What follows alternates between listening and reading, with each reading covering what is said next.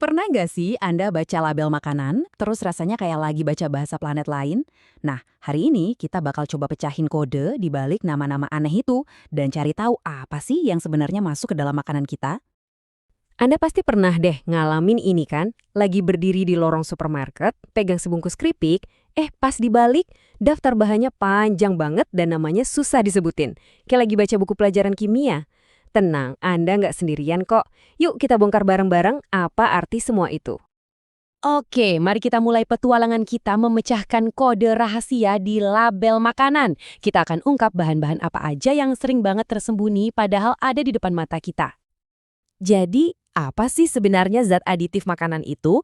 Gampangnya gini, anggap aja mereka itu semacam asisten di dalam makanan kita. Tugasnya macam-macam. Ada yang bikin roti jadi lebih awet, ada yang ngasih warna cerah ke permen, ada juga yang tugasnya ngejaga sosis biar tetap seger dan aman buat dimakan. Eits, tapi jangan salah, nggak semua zat aditif itu sama loh. Ada perbedaan yang cukup besar antara zat yang asalnya dari alam sama yang dibikin di laboratorium. Coba kita bedah satu-satu ya. Nah, di satu sisi kita punya zat aditif alami. Ini ya asalnya langsung dari alam, entah itu dari tumbuhan, hewan, atau mineral. Contohnya gampang, kayak ekstrak kunyit buat pewarna kuning. Terus, di sisi lain ada zat aditif buatan yang emang sengaja dibuat di lab buat fungsi yang lebih spesifik dan hasilnya selalu konsisten. Oke, teorinya cukup ya. Sekarang kita lihat yuk gimana zat-zat aditif ini sering banget muncul di makanan dan minuman yang mungkin kita konsumsi tiap hari. Mungkin Anda bakal kaget ternyata kita sering banget ketemu mereka. Coba kita lihat beberapa contohnya nih. Minuman soda diet, kok bisa manis tapi kalorinya rendah? Nah, itu seringkali karena ada aspartam, si pemanis buatan. Terus roti tawar yang kita makan, biar nggak gampang jamuran, sering ditambah asam askorbat, yang sebenarnya nama lain dari vitamin C, sebagai antioksidan. Lalu sosis, biar awet dan warnanya tetap bagus, biasanya pakai nitrit buatan sebagai pengawet. Sekarang kita masuk ke pertanyaan yang paling penting nih. Kenapa sih ini semua jadi penting buat kita tahu? Apa dampaknya kalau kita mengonsumsi zat-zat ini dalam waktu yang lama? Kata kuncinya di sini adalah berlebihan. Ya, beberapa penelitian memang mengaitkan konsumsi beberapa jenis zat aditif dalam jumlah sangat besar dan jangka panjang dengan potensi masalah kesehatan. Tapi, penting banget buat dicatat. Badan Pengawas Makanan biasanya sudah menetapkan batas aman dan sebagian besar aditif yang disetujui itu dianggap aman kok kalau dikonsumsi dalam batas wajar.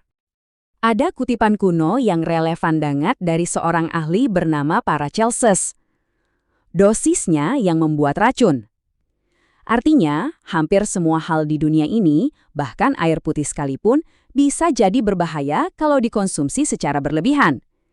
Jadi kalau kita ngomongin zat aditif, konteks dan jumlah itu adalah segalanya. Nah, setelah tahu semua ini, terus kita harus gimana? Tenang, bagian terakhir ini justru mau ngebekalin kita semua dengan pengetahuan biar bisa milih makanan dengan lebih bijak. Ini dia 3 langkah simple yang bisa Anda coba. Pertama, coba deh perhatikan fungsi bahan tambahan itu buat apa. Apakah dia pengawet, pewarna, atau pemanis? Kedua, perhatiin jumlahnya.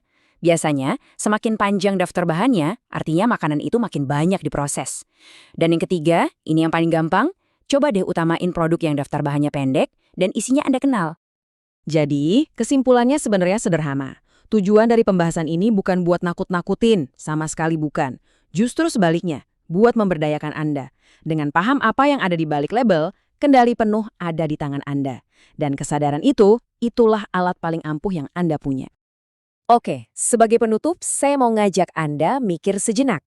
Di dunia di mana sains sudah bisa meniru rasa dan tekstur dari alam, batas antara alami dan buatan itu kan jadi makin kabur ya.